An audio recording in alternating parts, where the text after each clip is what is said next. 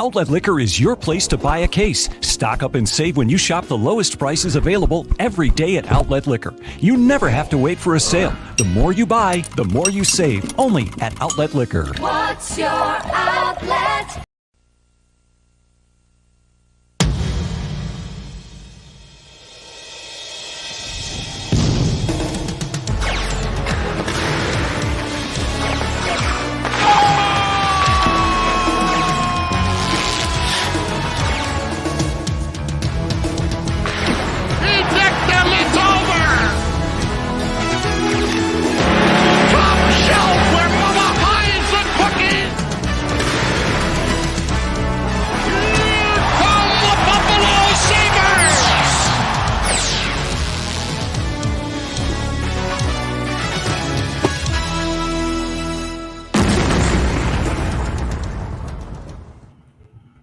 Welcome, everybody, to the Two Goalies, One Mic NHL Trade Deadline wrap-up show. A lot of activity to get to that I'm really excited about, not really excited about, indifferent about. But we're joined here by previous guests from the episode 92 earlier today, Ryan Jury with the OHL Guelph Storm play-by-play man, Carson Gatesy from Trainwreck Sports, and then Steve Linkowski, the urinating tree himself, a guy that I've been back and forth trying to get on with us for a while. And, you know, it's kind of funny how I came in contact with him. Oh, yeah. Somebody, you know, I kept on getting tagged in tweets that I wasn't familiar with you before that. And then I was like, oh, yeah. I've seen your videos, but I didn't realize it was you before that. And, oh, yeah. And you use the phone call, the rants, I guess. At the end segment, yeah. Yeah, and I messaged you. We linked up, and we back and forth for a while about having you on the show, and I'm glad we were finally able to get this done, man. Absolutely, man. Thanks for having me on, man. No problem. So let's get right into it, man. I'm looking at the NHL Trade Tracker, and just a lot of names moved today. As you know, pre-show, Steve, you mentioned that a lot of the bigger moves happened in the last 48 hours prior to today, but just some names again that we didn't expect to move, like Rickard Rakell of the Penguins. Yeah, I expected him to go. Maybe like it was linked with Vegas, I believe. I was hearing for Evgeny Dadonov, who also has apparently been traded to the Ducks, but that's still like in the thing. Apparently, like I was reading a tweet about Jarmo Kekalainen saying there were like 33 trades still like locked in, but I think most of them have already been announced. It's just finalizing everything. So that'll probably end up happening over the next couple hours, I hope, because I figured most of the stuff would be done by now.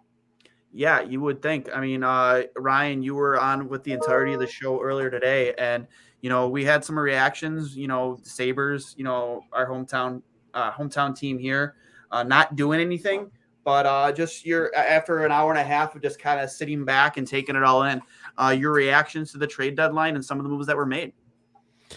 I mean, I think it was pretty quiet given that, a lot of the bigger names had already moved on to other teams, and, you know, the salary cap, I think, being stagnant for the last couple of years has really hindered some teams' ability to add significant pieces. There were still some big names that were shuffled around. Max Domi, like at the wire, heads to Carolina, and, you know, Florida getting involved in a three-way trade there where they're essentially retaining a quarter of that salary.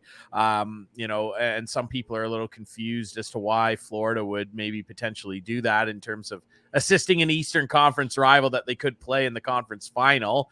I'm sure they won't be happy if Max Domi scores a Game 7 overtime game-winning goal against them or something. But overall, I'm not, you know, too shocked with many of the moves. Rakell, I will agree with Steve. I did not see the Penguins in the mix for a guy like Rakell, but it's a very Penguins-y move, isn't it? I mean, they're going for it again. They want to try and go for it as long as Crosby and Malkin are still there and still relatively healthy.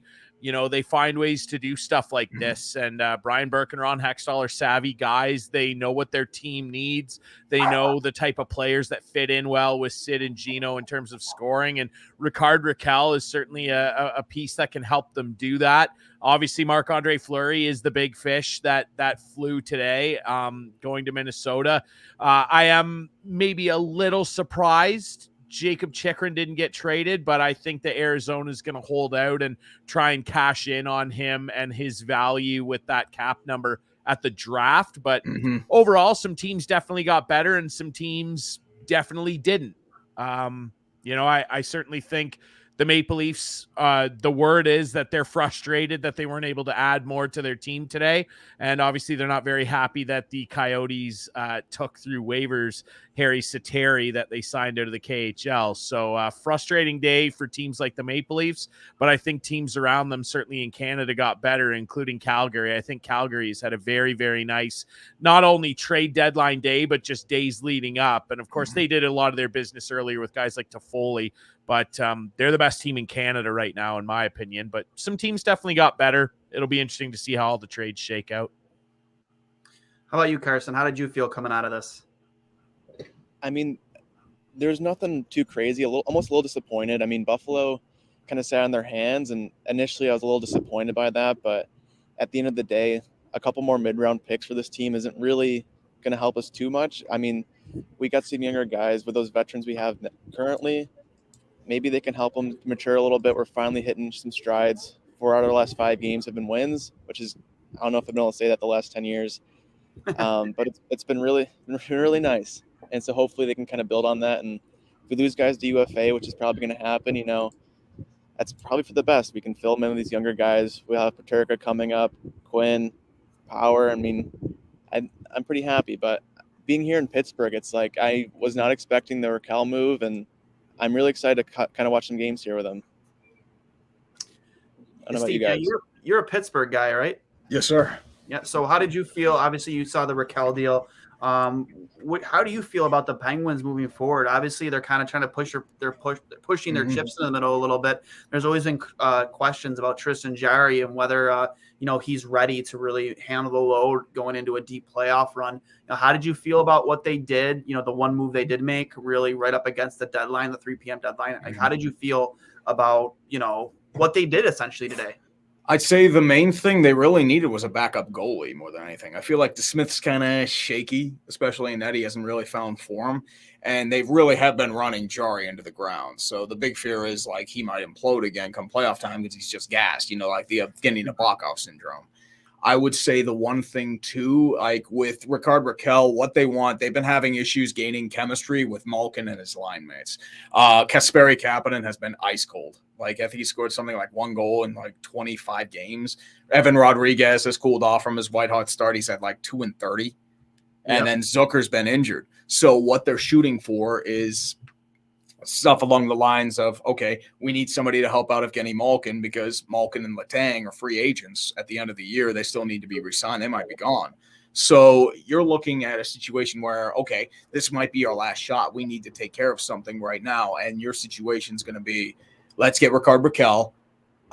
Zach Aston Reese is a decent fourth liner, but I mean, pretty give or take. He's okay. That's for the most part. Dominic Simone is like a take it or leave it kind of guy. Like he cannot score. It's like he's usually plugged on a line, like a top 6 for whatever reason. He just has not put up points. So it's like, he's another piece to throw in to make sure the cap is lined up. You did not give up a first round pick, which is big because this draft is pretty deep. Depends on the prospect. My guess would probably be like a Semi Poulin or a Nathan Leggery type. So would be one of those would be my guess. I'm looking. Okay, so here's what I'm looking at the Ricard Raquel deal.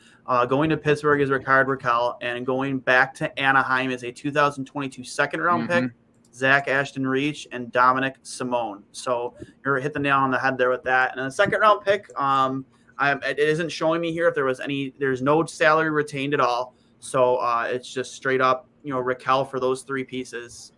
So I think for a team that's really looking to make one last push at the cup, if I'm a Pittsburgh fan, like I'm happy with that. It's a decent move. As I said, the only thing I'd say is maybe like a backup goalie, but at the same time, like you'd probably be getting like a James Reimer, and his price would probably be too rich. I agree. How did you feel about that return for Pittsburgh, Ryan?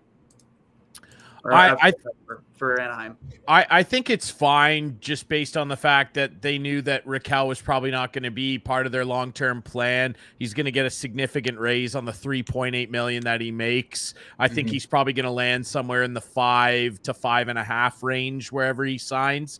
And it probably won't be in Pittsburgh, but I mean, Pittsburgh is in kind of another win now mode. So it works out for both sides. And the return for Anaheim, they're just happy to kind of get anything out of a guy that they knew was going to leave eventually anyway. So, I mean, the real prize for them is the second round pick as they continue to try and add young talent into that core of Drysdale, Zegras, John Gibson for as long as he's there. I personally wouldn't trade him. If they did, they could get a fortune for him, but he's still young enough. He's 28 years old. I mean, what do you need to trade a guy that's 28 years old for when he's already an elite goaltender? In my opinion, I think John Gibson's one of the best goaltenders in the league, to be perfectly honest. So Anaheim, it's a win for them, and for Pittsburgh, they're going to get a guy who's proven to be an effective scorer. He's a big body, can bang and crash for them, and I think that, you know, like Steve mentioned, they're probably looking for him to try and get a spark between himself and Evgeny Malkin and really bring that second line to life.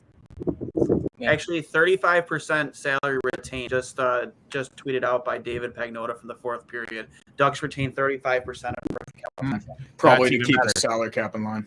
I know the prospect, it depends on who's coming back in that trade in return. We have not heard anything about that, unfortunately. So no. I mean, if it's a guy like, you know, a Kalle Klang or a Blomstrom or, you know, a Valtteri Puustinen, it's a bit of an overpayment. If it's somebody like, say, Nathan Legary or P.O. Joseph, like P.O. Joseph would be kind of a sting, but at the same time, it's like, Yeah. And Crosby and Malkin aren't getting any younger. No, not at all. As I said, this is their last chance. I mean, Malkin and Letang are free agents at the end of the year. Crosby's not going to want to be a part of a rebuild. And Rust is a free agent too, and I think he's at least getting a 7x7. So he's going to get paid. Could you ever see a hockey, an NHL world where Sidney Crosby isn't a Pittsburgh Penguin? Maybe at the end of his career. I know he grew up a Canadiens fan, so he might play a year or two there, just to fulfill a childhood dream, but that's it. Yeah. And then finally got a return on the Andrew Kopp deal. I was keeping an eye out for this. Andrew Kopp and a 6th-round pick in 2023 dealt to the Rangers in return for center Morgan Barron, a 2023 5th-round pick, and 2 conditional 2nd-round picks. One of the 2nd-round picks can turn into a first if the Rangers win 2 rounds in the playoffs and Kopp plays 50% of the playoff games. The other 2nd-round pick can be Winnipeg's option in 2022 or 2023. Did anyone expect a bigger return for that for the Rangers, for Winnipeg in return for Kopp, considering what we've seen, you know, between guys like Brandon Hagel, what that return was, and amongst other players? That's relatively what I expected. I mean, Kopp is a UFA at the end of the year, and I mean, he's more or less going to fit in that bottom 6. So I was expecting maybe like, you know, a Morgan Barron type to return to Julien Gauthier, maybe somebody to fill out the roster. The fact that they didn't give up a 1st-round pick unless they win 2 rounds in the playoffs, I mean, that's a pretty good deal for the Rangers. Like, I'm trying to figure out what Winnipeg's doing, because at the same time, like, they did sell off some pieces like Andrew Kopp and, you know, Nathan Beaulieu, you know, for back, but they're out here, they're buying Mason Appleton and Zach Sanford. So I'm not getting their game plan. Here's some extra. In addition to that Rickard Rakell deal, Penguins have acquired Rickard Rakell from the Ducks in exchange for Zach Ashton Reese and Dominic Simone, goaltender Kalle Klang, and a 2022 2nd-round draft pick. So Kalle Klang, a goaltender added to that deal. Kalle Klang, he was a 3rd-round pick a few years ago. So I'm not too familiar with him, and you know his ability and maybe his ceiling. But a goaltender also added to that deal going back to Anaheim. Yeah, Klang's having a decent year, and Rogel, he's like a 9.15 save percentage. He'll probably be. They drafted 2 goalies that year. They drafted Joel Blomqvist as well, so I'm guessing that's why they considered him expendable. Yeah, because they had drafted Blomqvist in the 2nd round that year, and he's having a good year in Karpat. So I just looked it up. So that's probably what they're thinking. Yeah. Your thoughts on that, Ryan? I still don't think it's that bad.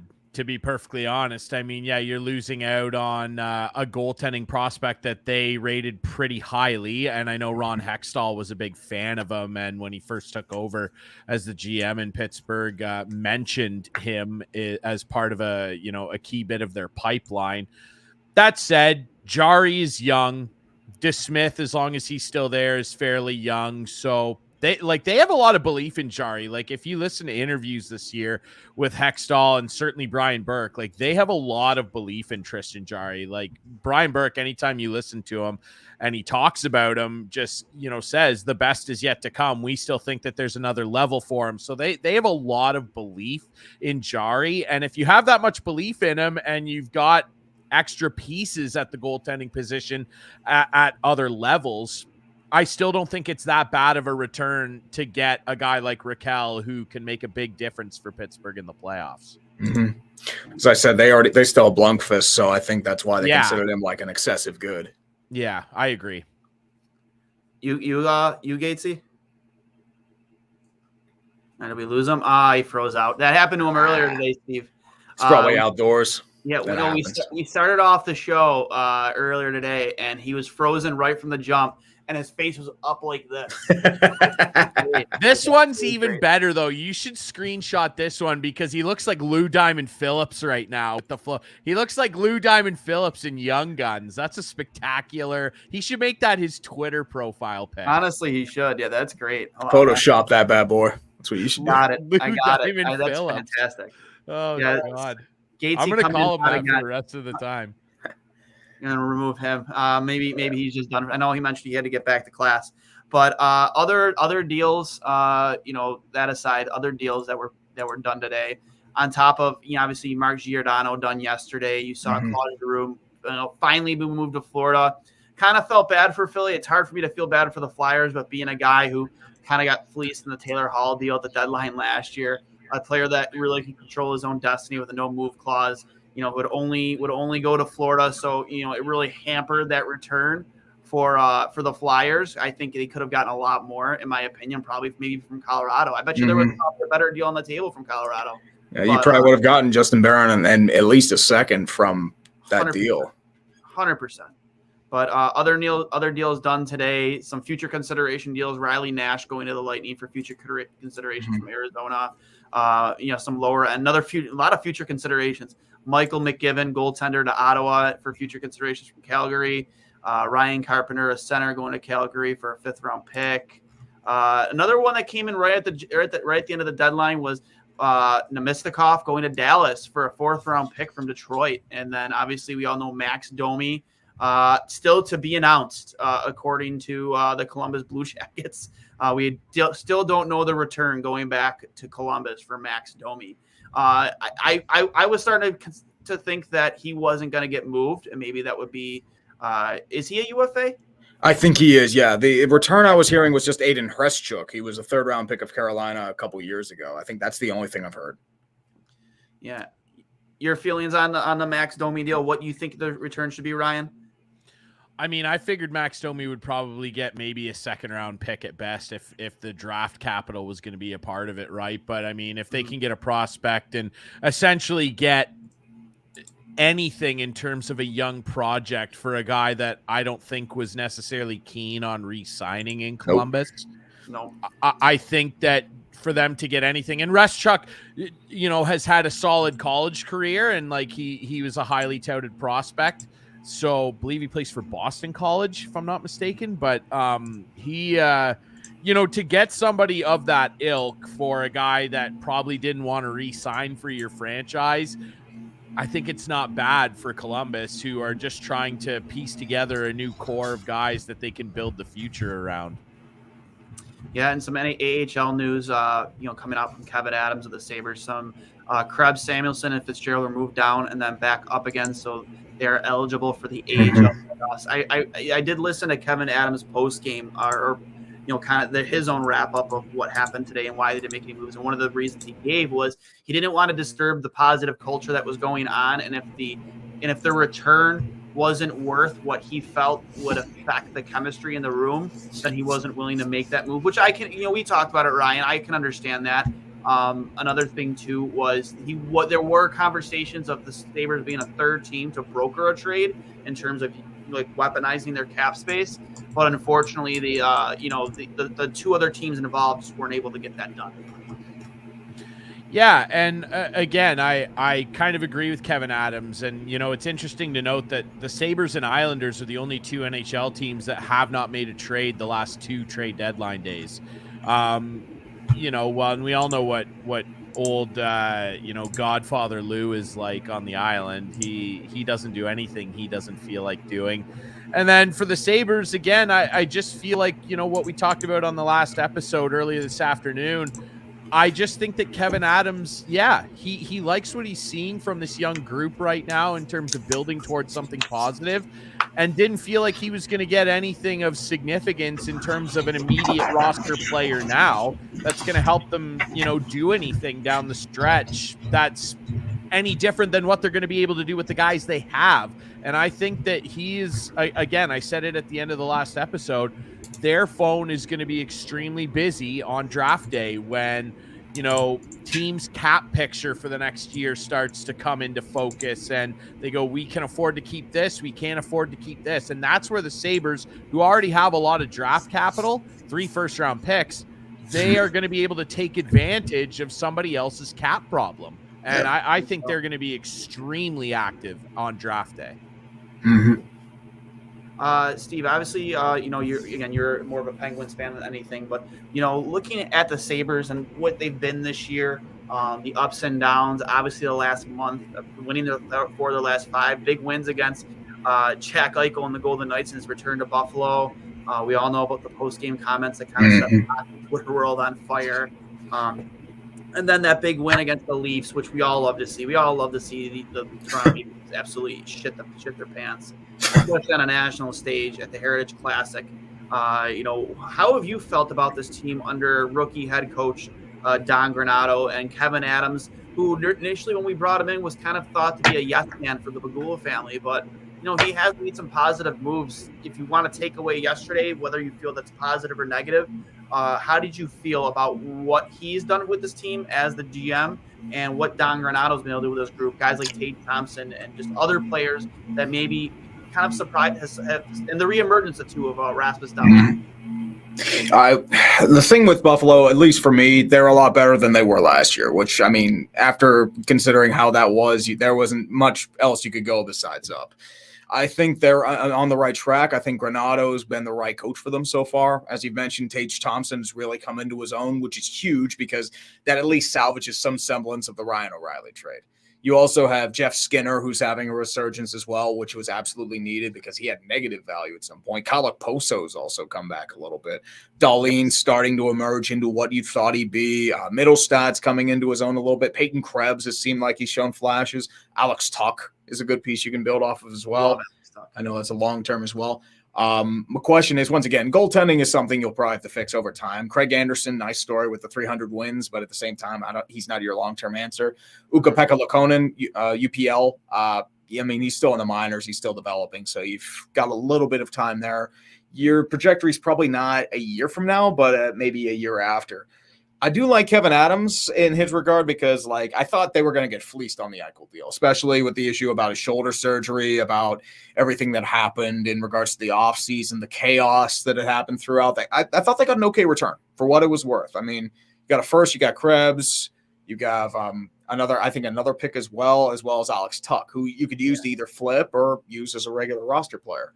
We actually see Alex Tuck as the future captain of this team. He's actually from the area. He's from Western New York, and he flat out said in his when he was his first press conference as a Buffalo Sabre, he said it's always been a dream for him to play for this team, and he's got quite a few years left on that contract. And to see a guy and I've said this a couple of times, to see a guy who comes into this organization from where he was in Vegas and have a smile as big as his was from ear to ear, how excited he was. And he wasn't disappointed at all about being traded away from Vegas. He saw this as a good opportunity and a lifelong dream of his. And then you find out he lived next door to Tim Connelly growing up, one of the most dynamic Sabres we've seen over the last 20 years, is absolute magic. with his hands. And then, you start seeing pictures of him wearing the old goat head jersey out on the pond, the old Sabres red third jersey, just all these things that we didn't even really realize about Alex Tuch. We knew he was from the area, but no one knew he was that big of a fan. And to really see him take on the leadership role he's taken on from this team. Or initially, we all would say, it's probably going to be Dylan Cousins the next captain of this team. But I think right now, Alex Tuch is leading that by a landslide, at least for fans here in Buffalo. Well, you mentioned that, absolutely. I mean, if you grew up next to Tim Connolly, you probably saw those late 90s, mid-2000s teams. You saw some elite Sabre squads. Yes. So that'd be my guess. And also with the smile, I mean, Vegas has always seemed like it was a bit chaotic over the past, couple years, especially with all the constant turnover and how they keep trying to go after the big fish. They went after Pietrangelo, they cut Fleury, Eichel. So it might be a little bit of that West collateral as well. So, I mean, that's just me from the outside. I don't know what's going on in that locker room yet, but Vegas, I mean, I've said they're in a little bit of trouble if you think about it. Yeah.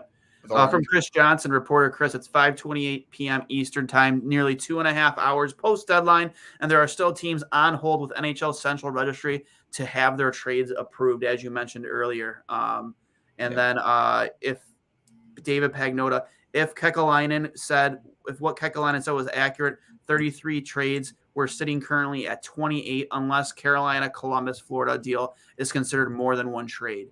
So, yeah, as you stated earlier, there's still a lot left to make public in terms of the returns and some of maybe even more to add on to some trades already existing. Mm-hmm. There might be a couple smaller trades that come through, but otherwise, I think most of the trades have already been announced. The big ones, at least. Yeah. But you being a Caps fan, Ryan, we mentioned earlier, obviously in episode 92, how did you feel about your team coming out? Johan Larsson being one of the names coming back. I forget the other one too. You obviously know. How did you feel about your Capital? Marcus Johansson coming back to the district. Yes, Mr. Mojo, he's back. It's gonna be a little awkward because I guess that's Anthony Mantha's nickname too. So they're gonna have double Mojo in DC. It's I'm happy with it. At the end of the day, I think that, flipping Sprong, who, had opportunities to kind of seize a top six role and never really did. He had a couple flashes, but he never really grabbed onto it the way that they thought he would. And then, a couple picks, which are fairly inconsequential for the Caps because they actually do have some good prospects in the cupboard, and they didn't give any of those up. Mm-hmm. So to lose Sprong, who does have talent, I think if he just clicks in the right situation, he'll get plenty of opportunity to play in Seattle. If he can't seize the opportunity in Seattle, he just might not be an NHL player. But to flip him and bring a guy back that's so familiar with the majority of the roster, is still friends with the majority of those guys, and will slide right back in with that Swedish contingent. I'm sure Nicklas Backstrom is happier than anybody. I think it's a really, really good move. He's a great penalty killer. He can contribute on your second power play. If someone gets injured like Oshie has this year, he can slide up on that first power play if you need him to for a few games. And he's just really familiar with this team. And, I'm sure that he probably brings a little bit of a chip on his shoulder back to DC, right? Because he got shipped out as a free agent 2 years before this team won the cup, and he was part of that core that just could not get it done. And then 2 years later, he leaves and he sees all of his buddies skating around with Lord Stanley. I'm sure that he probably wants to have a big impact on them, potentially trying to do that again. And Johan Larsson, good bottom six guy, lots of size, wins a lot of faceoffs, good penalty killer. He'll slide in and take somebody's spot. Carl Hagelin's hurt. He's probably out for the rest of the year, I heard. So I think Johan Larsson is an ideal guy to slide in there. He's also friends with Marcus Johansson. So I think that, Brian McClellan is one of the smarter GMs out there, and he recognizes what his lineup could use in terms of some supplements. And he recognizes, typically brings in guys that other people on the team are familiar with already. So overall, I'm pretty happy with what they did. I would have liked to have gotten a defenseman, but the D-core is actually pretty healthy now, which is going to help them. But outside of missing out on getting a defenseman, I'm pretty happy with what they did. Like, the Caps are what they are. Like, at the end of the day, they're going to go as far as Backstrom and Ovechkin and Wilson feel like carrying them, right? Kuznetsov, too, has had a really nice bounce-back season. Finally looks like he's living up to the potential of the guy that we waited on so long. And, I mean, it feels weird to say that because he did win a Stanley Cup and was the leading scorer of the playoffs that year. But the last couple seasons, he was shit. I'll just say that. He was awful for what the Caps were paying him. They were talking about trading him. They were absolutely talking about trading. $7.8 million. You can't be getting like high 60s in points. You came over here as a guy that was supposed to be a skilled center that could generate at least 75, 80 points, if not, for what you're paying him. And he's had a really, really nice resurgence season shooting the puck more. So overall, I'm pretty happy with the Caps and where they stand. They have an okay shot. I don't really see them going deep based on what their goaltending looks like right now, but stranger things have happened. So Always can get hot in the playoffs, man. Oh, yeah. Sure. Khudobin in Dallas, Antoniemi, that first playoff run they had, Absolutely. Oh, yeah. I mean, look at the Caps. They won the cup. I thought they had no depth. I thought they weren't going to make it. Look what they did. Yeah. You just never know. So who do we think the big winners and the big losers are here at the deadline? When I think winners, I think the Rangers really moved the needle forward, getting Tyler Mott, Andrew Kopp, and then Justin Braun. You think about Minnesota, granted they gave up quite a bit. I would say quite a bit, a possible first round pick and for Marc-Andre Fleury, but also get Jacob Middleton.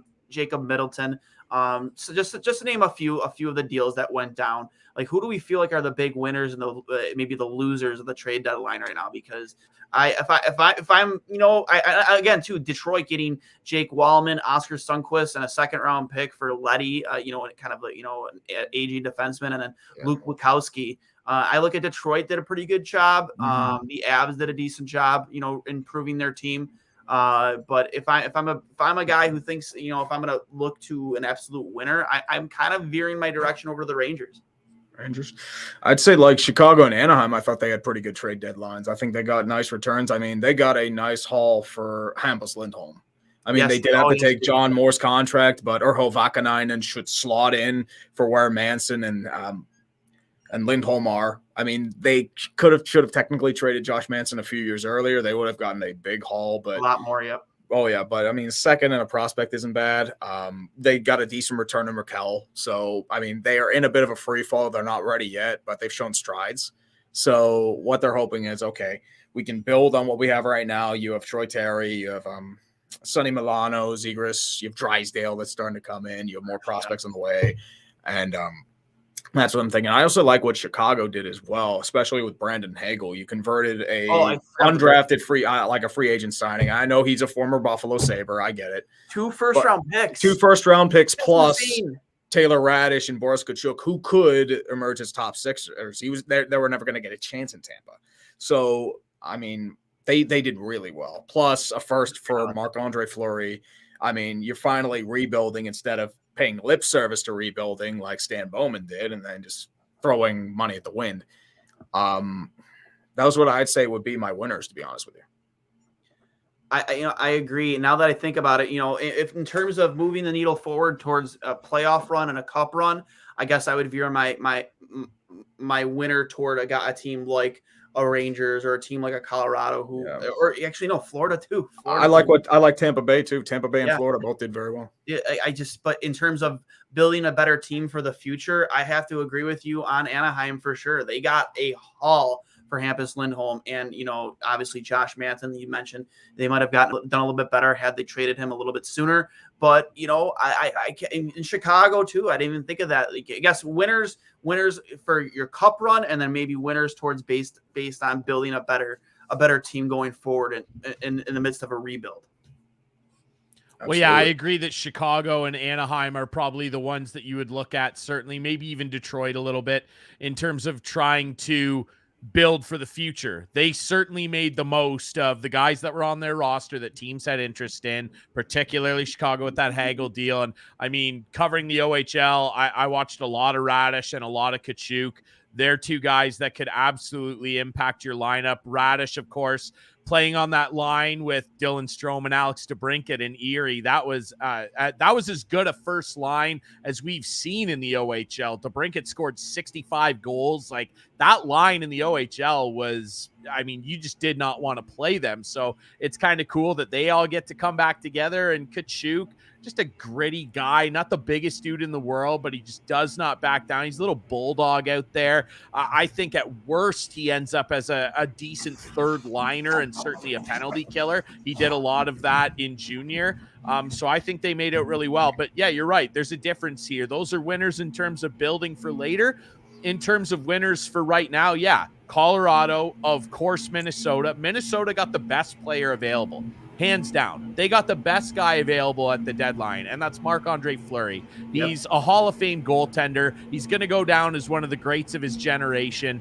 He's a difference maker. I mean, look what he's been doing in that Chicago net with a not very good defense in front of him, and he's got pretty good numbers. Like, so Minnesota, it might turn into a first, but they'll take that if they go into the Final Four. They're a team, we talked about it on the last episode. They're on the hook for $14 million in dead cap space starting next year. The time is now. Kaprizov's out there flying around. Marcus Foligno's turned into a great player there. Like, they have a good team that could do some damage. So certainly they're winners. Losers, right away, the Toronto Maple Leafs. I know they added Giordano and Blackwell, but they wanted to do way more. They did not address their goaltending whatsoever, albeit the options beyond Fleury were not really better than what they currently have. What were the Leafs supposed to do? Go and get an injured Braden Holtby? Go and get spend assets when they don't have a very deep draft pick pool? Go spend assets on a Semyon Varlamov for 1 year and lose him and then not have any assets there? I don't really know what they were supposed to do there, but they didn't really shore up their bottom six. Nope. And now they've got injury concerns with Rasmus Sandin and the Islanders. I don't really know what the Islanders are doing. Like, they didn't do anything. They Cal Clutterbuck. Like, what are the Islanders They extended doing? Parise, and it's like he's had a rough year. Like, they fell off, and I'm like, I thought they were doing well. Everyone had them picked and like their futures bets as being a team that's going to contend for the cup this year. Mm-hmm. And it was the complete opposite. They looked like they had things shored up in net with Varley and Sorokin, and they had a team that was really committed to a system of hockey that worked. And it was a boring system. But it worked. But it worked, exactly. And then you still had some very skilled players on that team, and then just to see them fall off an absolute cliff this year, it was just mind-blowing. We have a friend of mine, my buddy Katz, who is a diehard Islanders fan. He just said in our group chat about 5 minutes ago, he goes, I am literally screaming about Lou right now. This is a fucking joke. I just don't really know what the thinking is, because they're out of it this year, and they've got some guys on expiring deals that they could have moved for assets, right? So I don't know. I bet you the thinking probably is, after, let's be honest, they're coming off 2 deep playoff runs, like conference finals, looking good. Barry Trotz, in my opinion, is still one of the best coaches in the league. Yep. I bet you they're thinking that this is an off year and we're going to bring everybody back and go at it again when we're healthier, and hopefully everybody who's had down years bounces back, because Matt Barzal has not been very good. Zach Parise, bit strange that he gets an extension, but he's a Lou guy. Lou loves Zach Parise, lots of history there. And they're hoping that Clutterbuck and Cizikas and some of those depth guys still have enough gas in the tank to go after it again. And they had a really, really bad start to the year, playing all those games on the road before their new arena, which is a beautiful arena, opened. I'm sure that's probably the thinking, but to do nothing is strange there to me. Yeah. Is Giordano good enough, good enough of a move to move the needle for, the Toronto Maple Leafs to get past the first round? Not in that division. Giordano's probably a second pairing defenseman at this point in time. And their issues are mostly defensive structure and in net. Like, they can't make a save and they can't hold a lead. Jack Campbell's going to be out for a couple weeks. They just waived Mrazek and nobody claimed him. They wanted to throw Harry Sateri through there, but he got snagged immediately because, Arizona needed a backup goalie.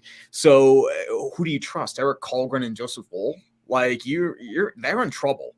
And this might be the deadline that gets Kyle Dubas fired. And I don't say that lightly because he's they're under a lot of pressure this year, especially with like how shaky this year's been. Yeah, And I agree. Only if they had Freddie in that. I mean, Freddie, like they'd still be blaming him either way. So. Oh yeah, it's better than their options. Yeah, it's a tough one, right? And like I'm sitting in the middle of Leaf country, and yeah, people here aren't very happy. They're very excited about Giordano, a hometown guy who's a great story. This guy's undrafted. He had to go play in the old Russian Super League. It wasn't even the KHL then; it was still the Super League. And then he comes back, earns a spot out of a no guarantee tryout at Flames camp and turns into a Norris Trophy winner. So I think that he definitely, you can't say that it doesn't improve their decor. It absolutely does. He's 38 years old. He absolutely adds something to this Leafs decor who could use more of that veteran presence and that snarl that he brings. And he's been involved in deep playoff runs. He knows what this is all about. You're right. I am interested what's going to happen. Everybody's talking about Kyle Dubas, and he's made some good moves, some necessary moves to try and add pieces to this team. I'm really interested if they go out in the first round again, what does that ownership group do in terms of looking at Brendan Shanahan? He's been here longer than Dubas has. And everybody up here talked about the Shana plan. And let's give them credit. They have injected a ton of high-end talent into that roster that franchise has probably never seen before, all collected in one place. At least not since that run in 93 when you had Dougie and Dave Andrechuk running around out there, right? So they're very talented. Are they winners? This is going to be a big year for them to try and prove to people that they are. How about you, Casey? Yeah, I mean, I think the rich kind of got richer these past couple of days for the most part. I mean, those top teams added guys that will hopefully kind of put them over the edge, and a lot of the bottom feeders as well. They took on some contracts they needed to and got some picks. And for the most part, I mean, the only teams that I think didn't win were the Islanders, who sat on their hands and did nothing except sign some older players. And I mean, we talked about Buffalo earlier, but again, they just kind of sat back, and I think it all kind of depends on what happens in free agency and what they bring back. I think what happened today too was maybe a positive message towards the players in Buffalo, saying, "Hey, we have some faith in this group. We want to keep moving the needle forward. You want to see maybe a Colin Miller moved out for maybe a mid-round pick, but I guess maybe that option wasn't available. It's kind of hard to believe for me, at least, for a right-handed shot defenseman and Colin Miller was having a good season before he got hurt. Maybe the injury did play into it. And Kevin Adams just decided the offers just weren't worth, giving a guy like Colin up. And again, a right-handed shot defenseman. And a Cody Eakin, a good face-off specialist who's a decent penalty killer, maybe doesn't add him much offensively. Maybe he plays a role that's a little bit deeper in that locker room than we think. We all saw that outfit that the Sabres wore for the Heritage Classic, the semi-pro Jackie Moon special, and apparently that was Cody Eakin's idea. He's the one that really backed that one up, and that's cool. That's a cool. If he does play a leadership role in the locker room and Kevin Adams really values that, then I'm all behind showing those guys the support and letting them finish out this year as Buffalo Sabres and see what happens in the offseason. But I don't see Buffalo as losers, but I don't see them as winners either. There's been so much turnover this past 10 years. It's kind of nice to maybe stick with a group and let them succeed a little bit. I'd say your biggest loser too, are the teams that kind of did a half and half, or didn't really have a vision of what they were shooting for. Philadelphia were definitely big losers in this regard. I mean, you didn't have any leverage in the close Giroux negotiations. You only got a third for Justin Braun when Jeremy Lauzon's getting a second-round pick. Yep. Extending Rasmus Ristolainen, I mean, you're just doubling down on a really bad deal. And I'm just like, dude, what are you doing? How does this guy keep on getting paid? Because he's a name brand. Big, it's like big. buying a BMW, like a used Dude, BMW. You get the reputation of a BMW, and that's what happens. And then you got to take him to the shop, and you realize the mechanic bill's like $20,000. The Buffalo Sabres for Rasmus Ristolainen got a first, a second, Robert Hagg, which they turned into a 6th-round pick. That is insane to me. That's insane. For a brand. Ristolainen. And he's not playing for him anymore, even better. Huh? Oh, yeah. He's not on the ice for the Sabres anymore, which is even better for them. That's addition by subtraction, man. I'll give it to Rass. He worked his ass off, and I will not take that away from him. But his hockey IQ is absolutely horrendous, and I've never seen a guy try and skate the puck up the middle through his own end, through players, and just went instead of taking the easy play up the boards and out. It used to drive me nuts, and I was so happy. I mean, the whole city of Buffalo was ready to celebrate when we saw the return for Ristolainen. I mean, I'd say a few other losers too, like Dallas, Winnipeg. Like they were kind of like halfsies in that regard. Like Dallas, like they had a few pieces they could have sold off, and John Klingberg, like he was a big piece that did not go. They could have gotten a nice return there, but they still think they can make the playoffs. And I think Nhl and company are thinking like if they give up, throw the towel in, and sell, I think they might get fired. So that's like an issue there that hampers their long-term future. Ottawa was a weird one to me too, because you took on Travis Hamonick's really bad contract and added a 3rd-round pick. Like, do they think it's 2018?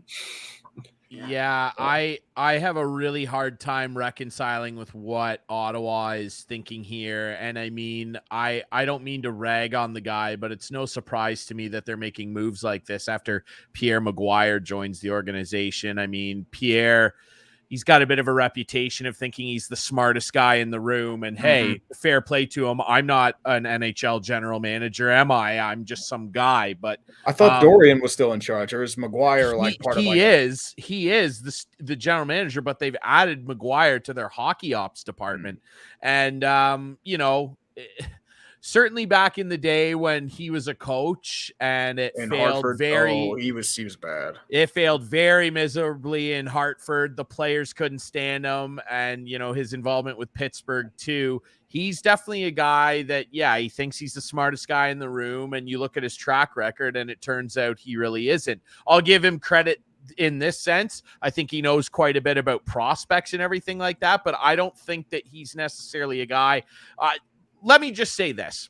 I'm glad that he's not in Washington's hockey ops department.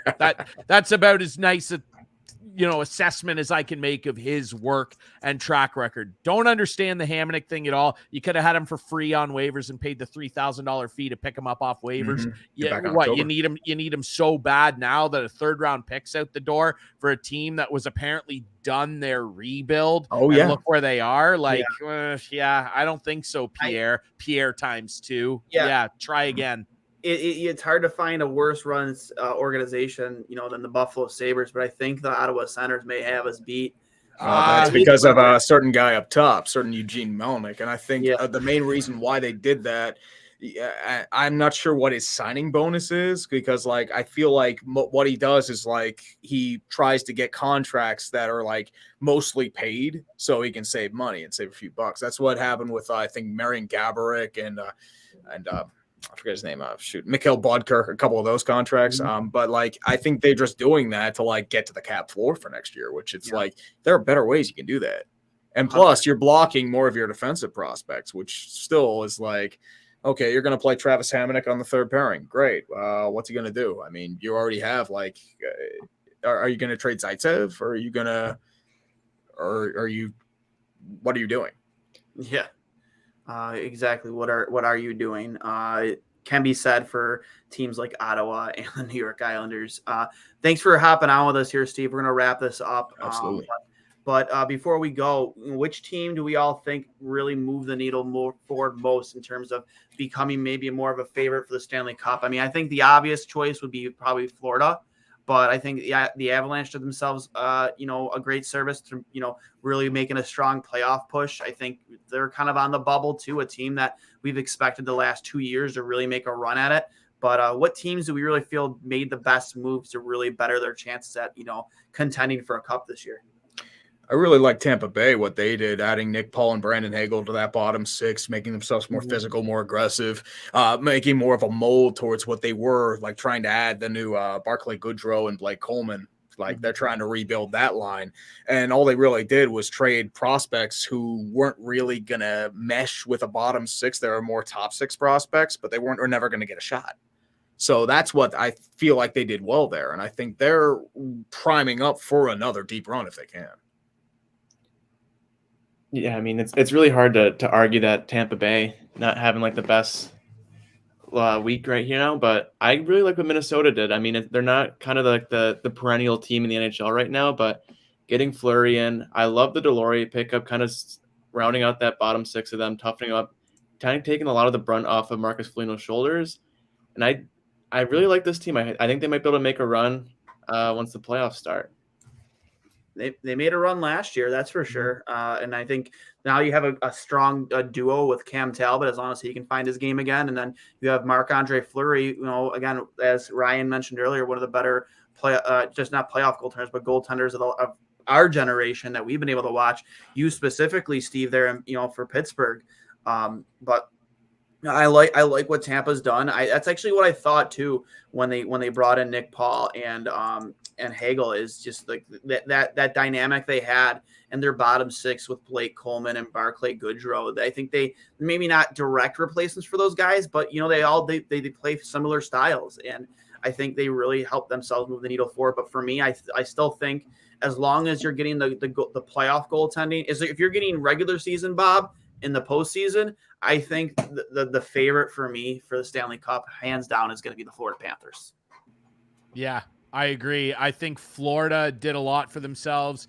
Getting a guy like Claude Giroux, who desperately wants a cup, came so close as a young guy and then never got back to that level in Philly before, you know, he was essentially the third line center on that team that lost to the 2010 Blackhawks. He desperately wants to win, and he's a gritty guy too. You know, he's not, he's extremely skilled. I think people forget just how gritty he can be. You know, you think back to that 2013 war that they had with Pittsburgh when none of the goalies could stop a puck in that series. We don't talk about that series. Yeah, that was we don't. I mean, as an outside fan, it was entertaining as hell, right? But he was right in the middle of that and like really grinding on Sid, and you know, he wants to win. So I think that Florida did themselves a lot of favors. Tampa, of course, because they just went out and identified more guys that fit exactly what they need to complement the star players that are all about winning there. I will say, though, that, again, Minnesota, I think, inarguably got better the most.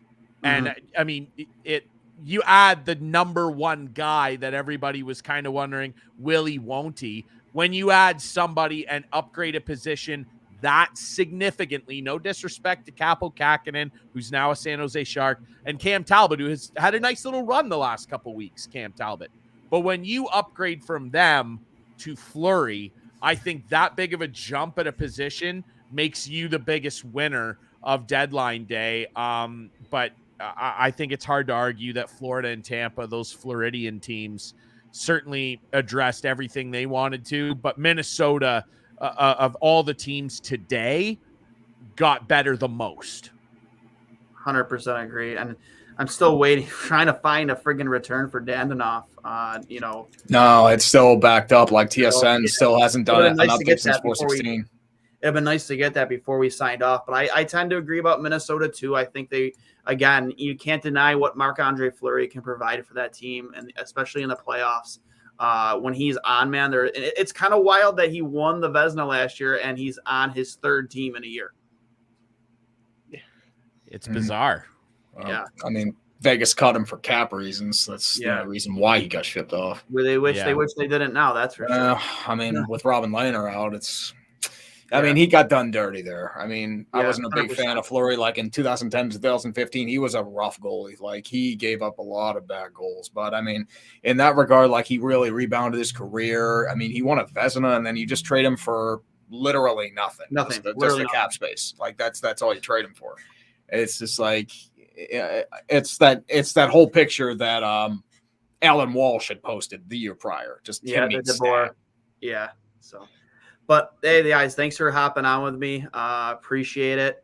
Steve, again, glad we could finally get this done. Absolutely. Ryan, thanks for sticking with me all day, man. 100%, man. You're an absolute wagon. And Gatesy, always a pleasure. I'm sure I'll talk to you later tonight. But for Cully, I am Duane. This is our NHL Trade Deadline wrap-up show. Thanks for joining. Make sure you follow us on at Twitter, Instagram, YouTube at 2 Goalies 1 Mike, Trainwreck Sports. And of course, make sure you follow Steve at Urinating Tree on YouTube and Twitter. guy is an absolute must when it comes to subscribing or following. His videos are absolutely amazing. One of my favorites. So thanks again, Steve, for hopping on with us. Yeah, man, I appreciate you having me on. Thank you, then. Not a problem, guys. This has been part 2 of episode 92 of Two Goalies, One Mic, brought to you by Outlet Liquor, the place to buy a case. And you guys have enjoyed the rest of your night, and let's go save.